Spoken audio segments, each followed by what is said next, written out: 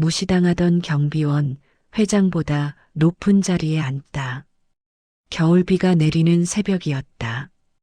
회사 정문 앞 누군가 바닥에 무릎을 꿇고 있었다. 경비복을 입은 노인의 어깨가 비에 젖어 축 처져 있었다. 그의 손에는 찢어진 봉투 하나가 쥐어져 있었다. 퇴직 통보서였다. 30년을 한자리에서 지킨 사람에게 돌아온 건 A사 용지 한 장이었다. 차가운 빗물이 그의 얼굴을 타고 흘렀다. 눈물인지 빗물인지 구분할 수 없었다. 저 멀리 회사 건물엔 불이 환하게 켜져 있었다. 그곳엔 따뜻한 난방이 있고 커피 향이 있고 사람들의 웃음소리가 있었다. 하지만 그에게 허락된 건 이 차가운 빗속뿐이었다. 그는 천천히 고개를 들었다. 그의 눈빛엔 무언가 다른 것이 담겨 있었다. 체념이 아니었다. 분노도 아니었다. 그건 마치 오랫동안 숨겨왔던 비밀을 이제 꺼낼 준비를 마친 사람의 눈빛이었다. 이 이야기를 듣고 계신 분들, 어느 지역에서 들으시는지 댓글로 남겨주세요. 올겨울 따뜻함과 건강이 가득하시길 기도드리겠습니다. 사흘 전으로 시간을 돌려보자. 대한산업본사 앞엔 화환이 줄지어 늘어서 있었다. 신임 회장 취임식이 열리는 날이었다. 검은색 승용차들이 줄지어 들어오고 양복 입은 사람들이 건물 안으로 들어갔다. 경비실 앞에 선 노인이 있었다. 박만석, 72살. 이 회사에서 30년을 경비원으로 일한 사람이었다. 그의 경비복은 낡았지만 단정했다. 매일 아침 다림질한 흔적이 역력했다. 그는 들어오는 차량 하나하나에 정중히 인사했다. 하지만 아무도 그를 보지 않았다. 누군가는 그를 스쳐 지나가며 어깨를 부딪혔다. 사과 한마디 없었다. 경비원은 사람이 아니었다. 그저 문을 여는 기계였다. 말없이 서 있는 배경이었다. 만석은 그런 시선에 익숙했다. 30년이면 익숙해질 만한 시간이었다. 그는 묵묵히 자리를 지켰다. 바람이 불어왔다. 겨울 초입의 차가운 바람이었다. 취임식장은 화려했다. 샹들리에가 반짝이고 테이블마다 꽃장식이 놓여 있었다. 임원들과 주요 인사들이 자리를 채웠다. 단상 위엔 신임 회장 강태준이 서 있었다.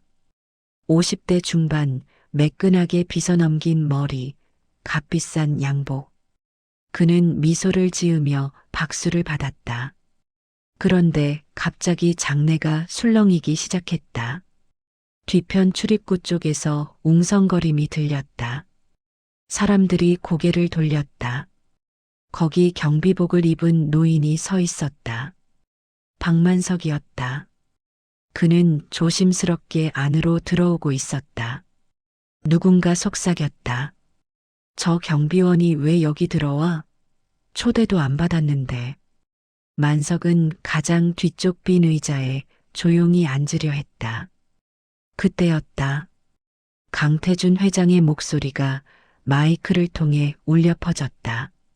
내가 뭔데 여길 들어와? 장내가 조용해졌다.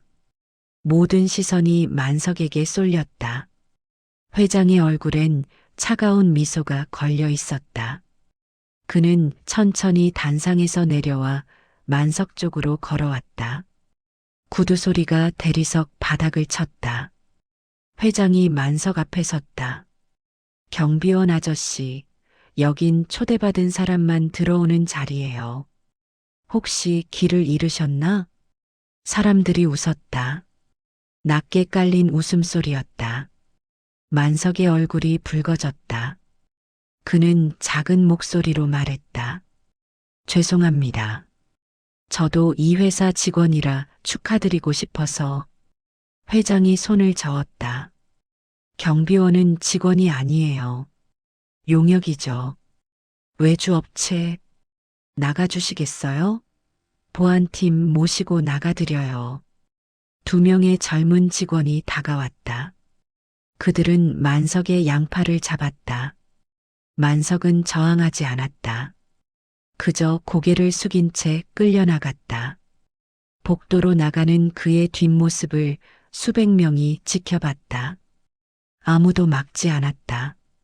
문이 닫혔다. 장내엔 다시 음악이 흘렀다. 만석은 경비실로 돌아왔다. 작은 방이었다. 책상 하나, 의자 하나, 낡은 전기난로 하나.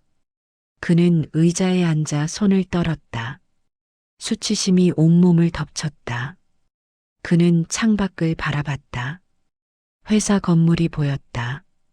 30년 전 이 건물은 없었다. 그때는 낡은 공장 건물 하나뿐이었다.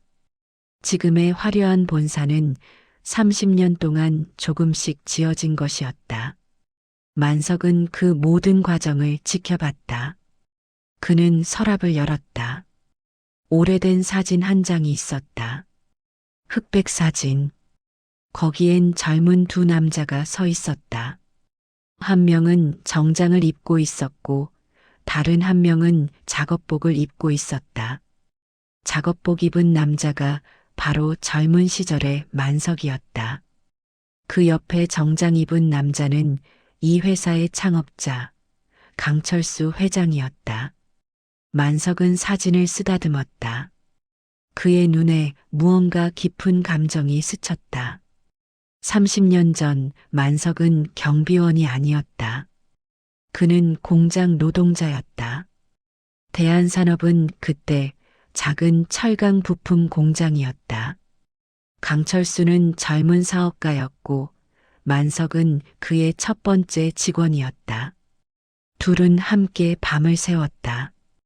기계를 고치고 주문서를 작성하고 납품 트럭을 직접 몰았다. 돈이 없어 라면으로 끼니를 때울 때도 있었다. 강철수는 만석에게 말했다. 만석아, 우리 이 회사 크게 키우자. 너도 주주야. 내 목 챙겨줄게. 만석은 그 말을 믿었다. 실제로 서류에 그의 이름이 올라갔다. 공동 창업자, 지분 30%. 하지만 몇 년 후 회사가 커지기 시작했을 때 모든 게 바뀌었다. 강철수는 만석을 불렀다. 만석아, 미안한데 내 이름을 빼야겠어. 투자 받으려면 구조를 깔끔하게 해야 한대. 걱정 마.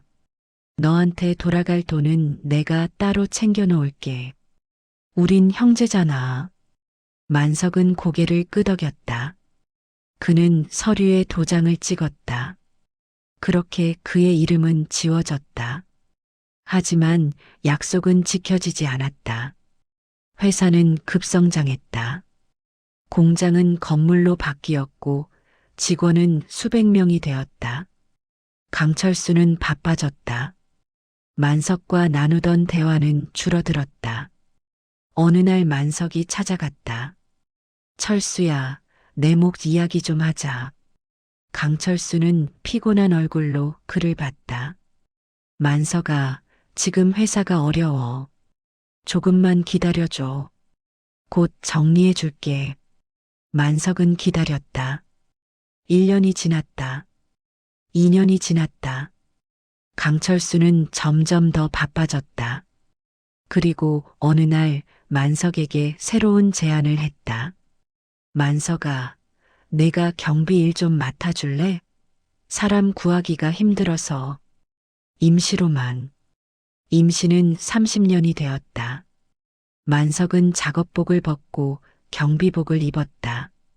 공동 창업자는 경비원이 되었다.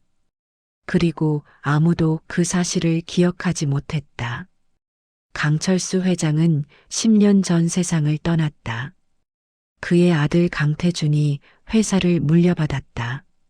태준은 아버지와 달랐다. 그는 냉정했고 계산적이었다. 만석을 볼 때마다 눈살을 찌푸렸다. 태주는 임원들에게 말했다. 저 늙은 경비원, 왜 아직도 있는 거예요?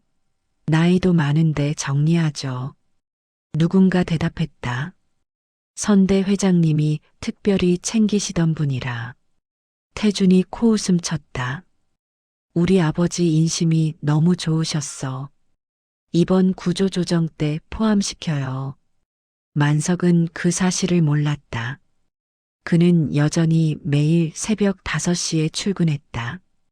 정문을 열고 주차장을 정리하고 우편물을 분류했다. 비가 오나 눈이 오나 그는 그 자리에 있었다. 어느 겨울날 눈이 많이 내렸다. 만석은 새벽부터 눈을 치웠다. 임원들이 출근할 길을 만들기 위해서였다. 그의 손은 동상으로 빨갛게 부어올랐다. 하지만 아무도 고맙다는 말을 하지 않았다. 어느 날 회사 휴게실에서 일이 터졌다. 경비원 전용 휴게실이 있었는데 갑자기 그곳을 비우라는 통보가 왔다. 창고로 쓰겠다는 것이었다.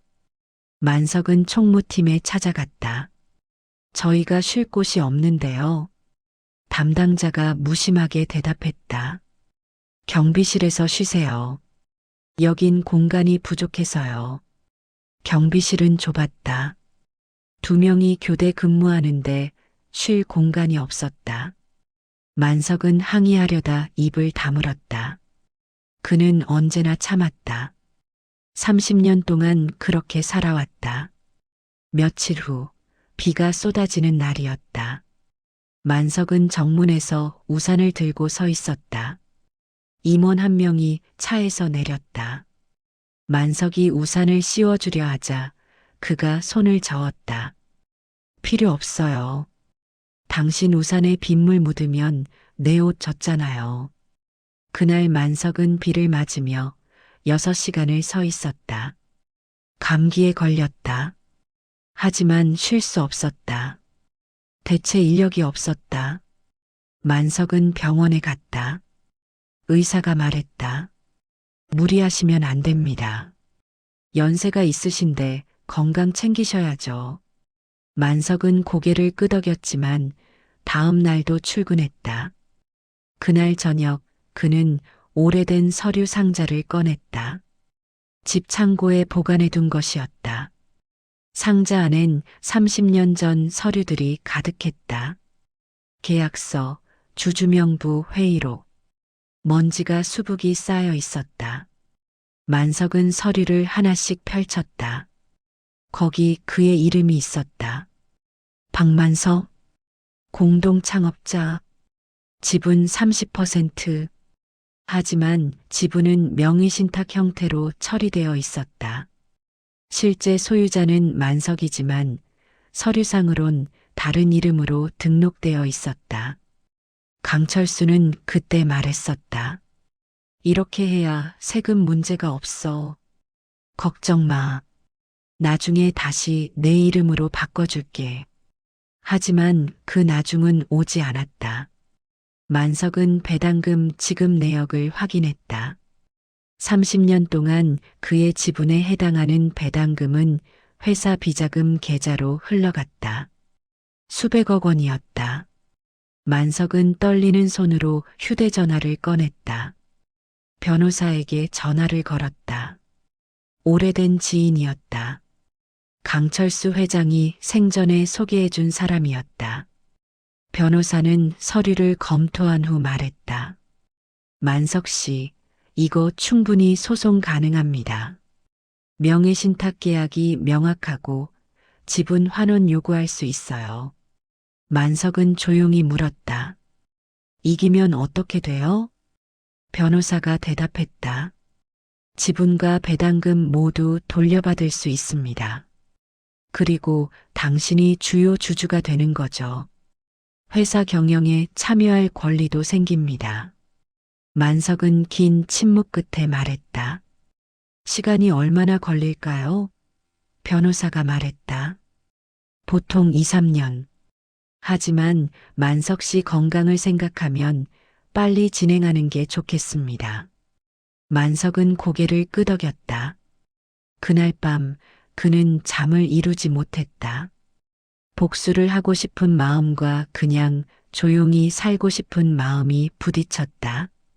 다음 날 회사에서 긴급 회의가 열렸다. 경영진만 참석하는 비밀 회의였다. 하지만 만석은 그 내용을 알게 되었다. 우연히 회의실 밖을 지나가다 문틈으로 목소리가 새어나왔다. 강태준 회장의 목소리였다. 이번 구조조정으로 인건비 30% 줄입니다. 용역 업체부터 정리하고요. 특히 나이 많은 경비원, 청소 인력 전부 교체합니다. 누군가 물었다. 박만석 경비원도요? 태준이 냉정하게 대답했다. 당연하죠. 퇴직금도 최소한으로 주고. 저 사람 우리 아버지 친구라고 착각하는 것 같은데 그냥 직원이에요. 정 안 되면 해고 처리하고요.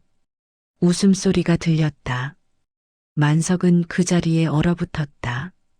그의 손이 떨렸다. 30년. 30년을 여기서 일했다. 새벽 5시부터 밤 10시까지. 명절에도 추석에도 가족의 생일에도 그는 이 자리를 지켰다. 만석은 천천히 발걸음을 돌렸다. 그의 눈빛이 변했다. 사흘 후 만석은 퇴직 통보서를 받았다. 경비실로 총무팀 직원이 찾아왔다. 봉투를 내밀며 말했다. 박만석 씨, 이번 구조조정으로 계약 종료됩니다. 퇴직금은 다음 달 지급될 예정이고요. 만석은 봉투를 받았다. 손이 떨렸다. 얼마나 나와요? 직원이 무표정하게 대답했다. 300만 원입니다. 용역 계약 기간 기준이라 많지 않네요. 300만 원. 30년의 값이었다. 만석은 봉투를 꼭 쥐었다. 직원은 돌아서며 덧붙였다. 참, 이번 주 금요일까지 경비실 정리하시고 나가주세요. 문이 닫혔다. 만석은 의자에 앉았다. 봉투를 내려다봤다. 종이가 너무 얇았다. 30년이 이렇게 가벼운 것인지. 그는 서랍에서 오래된 서류를 꺼냈다. 지분 계약서. 그는 그동안 이 서류를 한 번도 사용하지 않았다. 강철수 회장을 믿었기 때문이었다. 하지만 이제 강철수는 없었다. 남은 건 냉혹한 아들뿐이었다. 만석은 변호사에게 전화를 걸었다. 시작합시다. 변호사는 빠르게 움직였다. 우선 회사 등기부등본과 주주명부를 확보했다. 그리고 만석의 명의신탁 계약서를 공증받았다. 증거는 충분했다. 강철수 회장의 서명, 만석의 지문, 그리고 당시 회계장부까지. 변호사가 말했다. 만석 씨, 이 서류들이면 법정에서 충분히 인정받을 수 있습니다. 하지만 한 가지 문제가 있어요. 만석이 물었다. 뭔가요? 시간입니다. 소송은 최소 1년 이상 걸립니다. 그 사이 회사 측에서 증거 인멸하거나 자산 빼돌릴 수 있어요. 우리가 먼저 치고 나가야 합니다. 변호사는 책상 위에 서류를 펼쳤다. 임시주주총회 소집 요구서입니다. 당신이 주주 자격으로 총회 소집을 요구하는 거예요. 법적으로 10% 이상 지분을 가진 주주는 이 권리가 있습니다. 만석의 지분은 30%였다. 충분했다. 변호사는 계속 말했다. 총회에서 당신의 지분을 공개하고 회장단의 배임 행위를 고발하는 겁니다. 단번에 끝내는 거죠. 만석은 깊게 숨을 들이쉬었다. 알겠습니다. 그렇게 합시다. 주주총회 소집 요구서가 회사에 도착했다. 법무팀은 당황했다. 요구인의 이름을 확인했다. 박만석, 경비원 박만석이었다. 법무팀장이 강태준 회장에게 보고했다. 회장님, 박만석이란 사람이 주주총회 소집을 요구했습니다. 태준은 코웃음 쳤다. 경비원이? 농담이겠죠. 아닙니다. 법적 서류가 완벽합니다. 그리고 이 사람 30% 지분 보유를 주장하고 있습니다. 태준의 얼굴이 굳었다. 뭐라고요? 명의신탁 계약서를 제출했습니다. 선대 회장님 서명이 있고. 태준이 소리쳤다. 말도 안 돼. 그 노인네가 무슨 지분이 있어? 하지만 서류는 진짜였다. 법무팀이 확인한 결과 30년 전 명의신탁 계약이 실제로 존재했다. 그리고 그 계약은 여전히 유효했다. 태준은 책상을 쳤다. 당장 막아요. 총에 맞고 저 노인네 입 막고 뭐든 해요. 회사는 비상이 걸렸다. 임원회의가 연일 계속되었다. 하지만 법적으로 주주총회 소집을 막을 방법이 없었다. 만석의 서류는 완벽했고 변호사는 유능했다. 태주는 다른 방법을 찾았다. 그는 만석을 직접 만나기로 했다. 어느 저녁 그는 경비실을 찾아갔다. 만석은 퇴근 준비를 하고 있었다. 태준이 들어서며 말했다. 박만석 씨, 얘기 좀 합시다. 만석은 고개를 들었다. 태준은 웃으며 말을 이었다. 이 소송 취하하시죠. 내가 보상해 드릴게요. 얼마 원하세요? 5억? 10억? 만석은 조용히 대답했다. 돈이 문제가 아닙니다. 태준이 한숨을 쉬었다. 그럼 뭔데요? 복수예요? 우리 아버지가 약속 안 지켰다고? 만석이 말했다. 당신 아버지는 좋은 분이었습니다. 다만 바쁘셨죠. 하지만 당신은 다릅니다. 당신은 사람을 사람으로 보지 않았어요. 태준의 얼굴이 일그러졌다. 감상적으로 나오지 마세요. 당신 이거 끝까지 가면 인생 망가집니다. 만석이 조용히 웃었다. 이미 망가졌습니다. 30년 전에 주주총회 날짜가 잡혔다. 2주 후 금요일 오후 2시 본사 대강당에서 열리기로 했다. 소식은 빠르게 퍼졌다.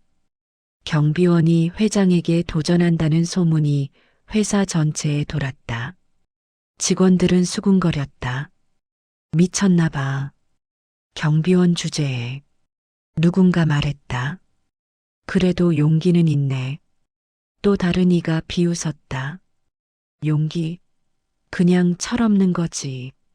만석은 그 모든 시선을 견뎌냈다. 그는 여전히 매일 출근했다. 아직 정식 퇴직 날짜가 남아 있었기 때문이었다. 그는 정문에서 사람들을 맞이했다. 누군가는 그를 피해갔고 누군가는 동정 어린 눈으로 바라봤다. 며칠 전 후배 경비원이 조심스럽게 물었다. 형님, 진짜 하시는 거예요? 만석이 고개를 끄덕였다. 후배가 말했다. 무서우시지 않아요? 회사가 어떻게 나올지. 만석이 대답했다. 무섭지. 하지만 더 무서운 건 이대로 사는 거야. 아무것도 하지 않고 끝나는 게 더 무서워. 주주총회 전날 밤 만석은 잠을 이룰 수 없었다. 그는 창밖을 바라봤다. 겨울 달이 떠 있었다. 차갑고 밝은 달빛이었다. 그는 옛 사진을 꺼내봤다. 강철수와 함께 찍은 사진. 두 사람은 웃고 있었다. 젊었고 희망에 차 있었다. 만석은 사진 속 철수에게 중얼거렸다. 철수야, 내가 제대로 하는 건지 모르겠어. 내가 보기엔 어때? 대답은 없었다. 하지만 만석은 알고 있었다. 철수라면 뭐라고 했을지. 만석아, 내가 오라. 내가 미안해. 내 목 챙겨주지 못해서. 만석은 사진을 가슴에 품었다. 내일이면 모든 게 끝난다. 이기든 지든 그는 최선을 다할 것이었다. 새벽이 밝아왔다. 주주총회 당일이었다. 오후 2시 대강당엔 주주들과 임원들이 모여 있었다. 100여 명이 넘는 사람들이었다. 단상 위엔 강태준 회장이 앉아 있었다. 그의 얼굴은 차가웠다. 문이 열렸다. 만석이 들어왔다. 그는 경비복을 입고 있었다. 장내가 술렁였다. 저 사람이 박만석인가? 경비복 입고 왔네. 누군가 킥킥거렸다. 만석은 천천히 앞으로 걸어갔다. 그의 손엔 서류 가방이 들려 있었다. 그는 가장 앞줄에 앉았다. 태준이 마이크를 잡았다. 주주총회를 시작하겠습니다. 회의가 진행되었다. 실적 보고, 임원 선임, 배당 계획. 하지만 모두의 관심은 만석에게 쏠려 있었다. 그가 언제 발언할 것인가. 마침내 기타 안건 순서가 왔다. 사회자가 물었다. 주주 여러분 중 발언하실 분 계십니까? 만석이 손을 들었다. 저요. 만석이 단상으로 걸어갔다. 그의 발걸음은 느렸지만 흔들리지 않았다. 단상에 서자 수백 개의 눈이 그를 바라봤다. 만석은 마이크 앞에 섰다. 저는 박만석입니다. 이 회사에서 30년간 경비원으로 일했습니다. 그의 목소리는 떨렸지만 또렷했다. 오늘 이 자리에 선 이유는 제 권리를 찾기 위해서입니다. 태준이 비웃었다. 권리요? 어떤 권리? 만석이 서류 가방을 열었다. 주주로서의 권리입니다. 그는 서류를 꺼냈다. 스크린에 서류가 확대되어 나타났다. 명의신탁 계약서. 거기엔 강철수의 서명과 만석의 지분이 명시되어 있었다. 30%. 장내가 술렁였다. 태준의 얼굴이 굳어졌다. 만석이 말을 이었다. 30년 전 저는 강철수 회장님과 함께 이 회사를 세웠습니다. 저는 공동 창업자였습니다. 만석은 차분하게 설명을 이어갔다. 스크린에 옛 사진들이 떴다. 낡은 공장 건물, 젊은 강철수와 만석, 첫 번째 납품 계약서, 모든 것이 증거였다. 저는 제 이름을 내주었습니다. 회사가 크려면 그래야 한다고 믿었으니까요. 하지만 약속은 지켜지지 않았습니다. 제 지분은 비자금 계좌로 흘러갔고 저는 경비원이 되었습니다. 누군가 중얼거렸다. 말도 안 돼. 진짜야? 만석이 계속 말했다. 30년 동안 쌓인 배당금은 400억 원입니다. 그 돈은 회사 비자금으로 쓰였고 일부는 개인 계좌로 빠져나갔습니다. 그는 통장 사본을 보여주었다. 강태준의 개인 계좌였다. 정기적으로 거액이 입금된 기록이 있었다. 태준이 벌떡 일어났다. 이건 조작이야. 조작? 만석이 조용히 말했다. 검찰에 이미 고발했습니다. 배임과 횡령 혐의로요. 그 순간 강당 뒤편 문이 열렸다. 검찰 수사관 2명이 들어왔다. 그들은 태준에게 다가갔다. 강태준 씨, 배임 및 횡령 혐의로 동행 요청합니다. 태준이 뒤로 물러섰다. 말도 안 돼. 이건 음모야. 수사관이 차분히 말했다. 조용히 협조해 주시기 바랍니다. 장례는 아수라장이 되었다. 임원들은 당황했고 주주들은 웅성거렸다. 태주는 끌려나갔다. 그의 얼굴은 창백했다. 만석은 여전히 단상에 서 있었다. 그는 마이크를 잡았다. 저는 복수가 하고 싶었던 게 아닙니다. 다만 제 30년이 헛되지 않았다는 걸 증명하고 싶었습니다. 그는 장내를 둘러봤다. 그리고 이 회사가 사람을 사람으로 대하는 곳이 되길 바랍니다. 경비원도 청소 노동자도 모두가 존중받는 곳이요. 주주총회는 긴급 동의안 표결로 이어졌다. 만석의 제안이었다. 첫째, 강태준 회장 해임. 둘째, 비자금 환수 및 투명 경영 시행.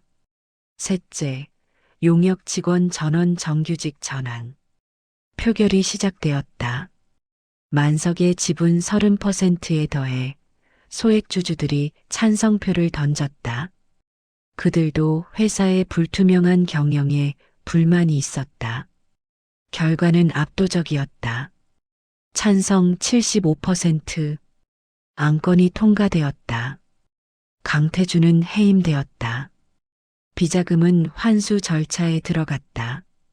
그리고 200여 명의 용역 직원이 정규직이 되었다. 만석은 단상에서 내려왔다. 그는 깊은 숨을 내쉬었다. 끝났다.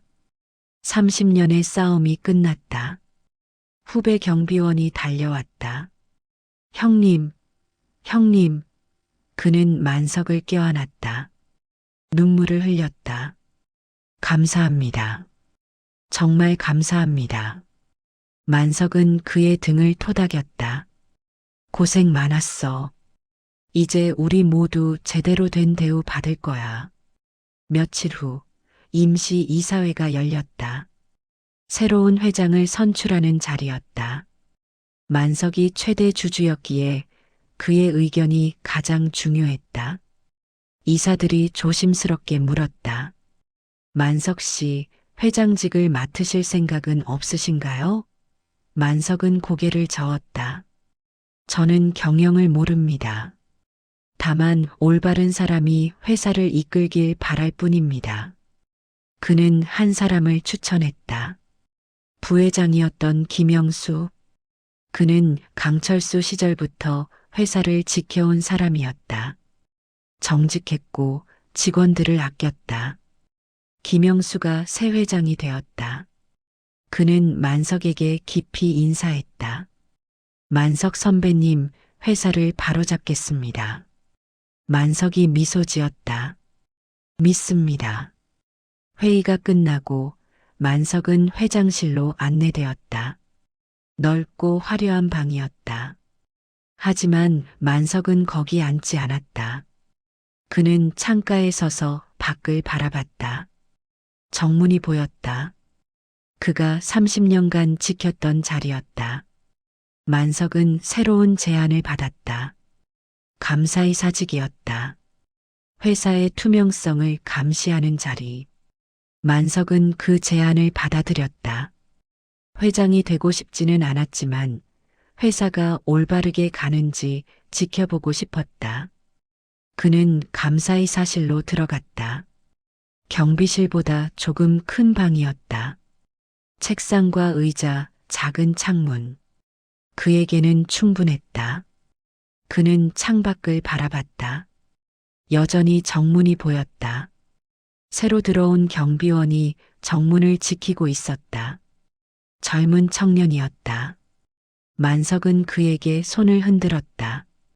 청년이 환하게 웃으며 손을 흔들어 답했다. 만석은 미소 지었다. 이제 저 청년은 사람 취급을 받을 것이다. 존중받으며 일할 것이다.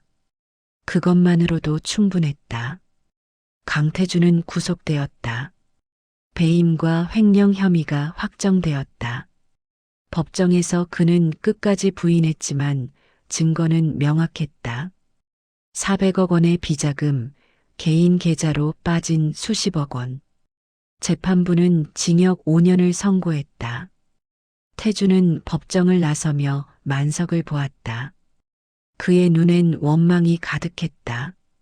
하지만 만석은 그를 외면했다. 더 이상 할 말이 없었다. 며칠 후 만석은 강철수 회장의 묘를 찾았다. 오랜만이었다. 그는 묘 앞에 무릎을 꿇었다. 술 한 잔을 따르고 말했다. 철수야, 나 이제야 너한테 떳떳해진 것 같아. 30년 걸렸지만 그는 눈물을 흘렸다.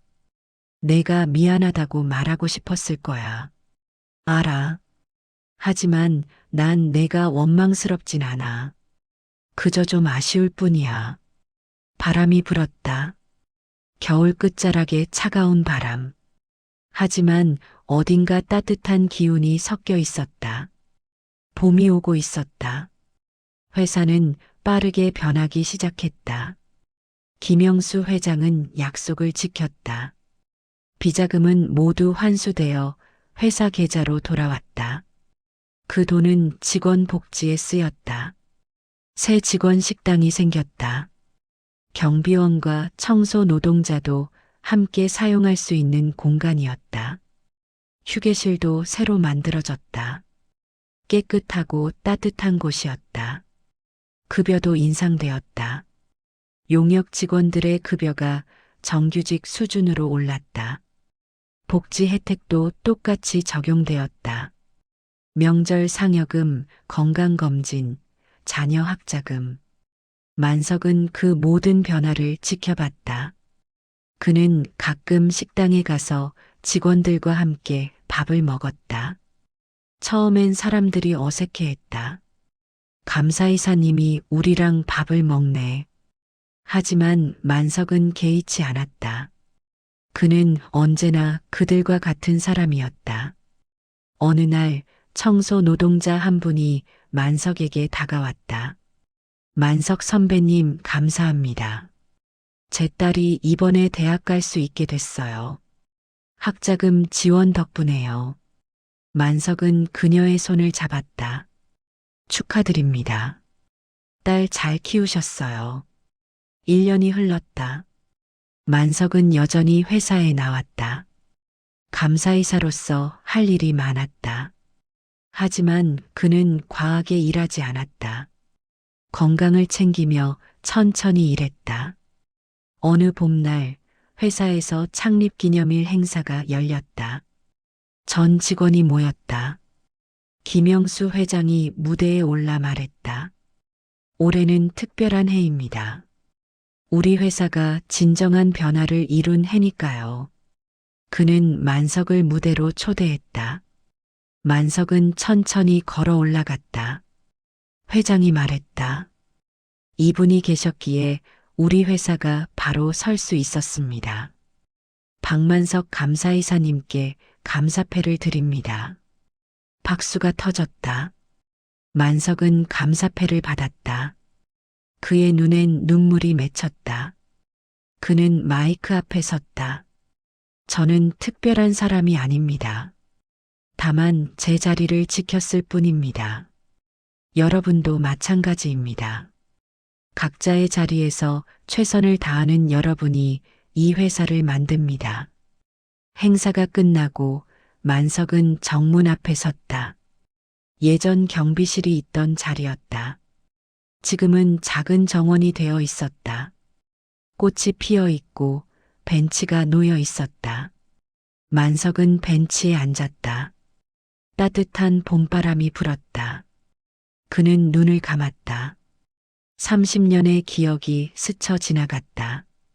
추웠던 겨울, 외로웠던 밤, 모욕받았던 순간들. 하지만 이제 그 기억들은 아프지 않았다. 그것들은 모두 지나간 일이었다. 지금 이 순간 그는 자유로웠다. 누군가 다가왔다. 후배 경비원이었다. 형님, 퇴근하세요? 만석이 고개를 끄덕였다. 응, 오늘은 일찍 가야지. 후배가 물었다. 어디 가실 때라도 있으세요? 만석이 웃었다. 집에 가서 손자들 봐야지. 오늘 약속했거든. 후배가 환하게 웃었다. 조심히 가세요, 형님. 만석은 천천히 걸어갔다. 정문을 나서며 뒤를 돌아봤다. 회사 건물이 저녁 햇살에 빛나고 있었다. 아름다운 풍경이었다. 만석의 집은 작았지만 따뜻했다. 손자 둘이 그를 기다리고 있었다. 할아버지, 아이들이 달려와 그를 껴안았다. 만석은 아이들을 안아 올렸다. 아내가 저녁을 준비하고 있었다. 만석은 부엌으로 들어가 그녀의 어깨를 안았다. 여보, 오늘 피곤하지 않아요? 아내가 웃었다. 괜찮아요. 당신이 행복해 보여서 나도 좋아요. 저녁 식사 시간이었다. 가족이 함께 앉아 밥을 먹었다. 손자가 물었다. 할아버지, 할아버지는 영웅이에요? 학교에서 그렇게 들었어요. 만석이 웃었다. 영웅은 아니야. 그냥 할 일을 했을 뿐이지. 손자가 말했다. 저도 할아버지처럼 멋진 사람이 되고 싶어요. 만석은 손자의 머리를 쓰다듬었다. 너는 내가 하고 싶은 사람이 되렴. 다만 한 가지만 기억해. 사람을 소중히 여기는 사람이 되어야 해. 밤이 깊어갔다. 만석은 창밖을 바라봤다. 별이 빛나고 있었다. 그는 깊은 숨을 들이쉬었다. 평화로웠다. 2년 후 만석은 감사의 사직에서 물러났다. 나이도 있고 이제 쉴 때가 되었다고 생각했다. 회사는 성대한 송별식을 열어주었다. 전 직원이 참석했다. 김영수 회장이 말했다. 만석 선배님, 그동안 고생 많으셨습니다. 선배님이 계셔서 이 회사가 바로 설 수 있었습니다. 만석은 웃으며 고개를 저었다. 제가 한 건 별로 없습니다. 여러분이 다 하셨어요. 회사는 만석에게 명예이사 칭호를 주었다. 그리고 작은 동판을 제작했다. 정문 옆에 걸린 동판에는 이렇게 적혀 있었다.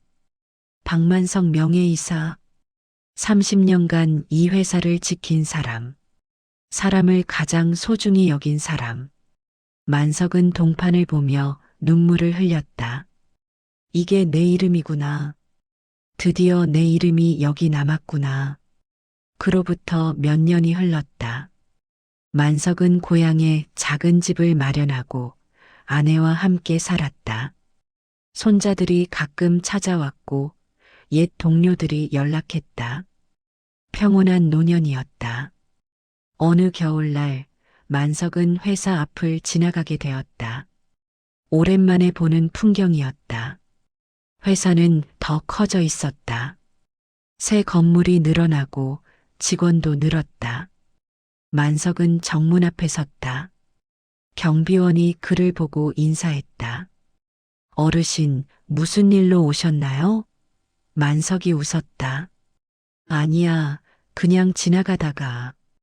그는 정원 벤치에 앉았다. 눈이 내리기 시작했다. 하얀 눈송이가 하늘에서 떨어졌다. 만석은 손을 내밀어 눈을 받았다. 차가웠지만 아름다웠다. 그는 중얼거렸다. 철수야, 우리 잘했지? 우리가 만든 회사, 좋은 곳이 됐어. 바람이 대답하듯 불어왔다.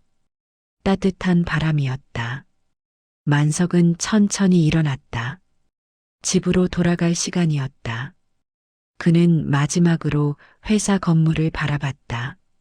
그리고 조용히 미소 지었다. 그날 이후 이 회사에는 경비실이 사라졌다.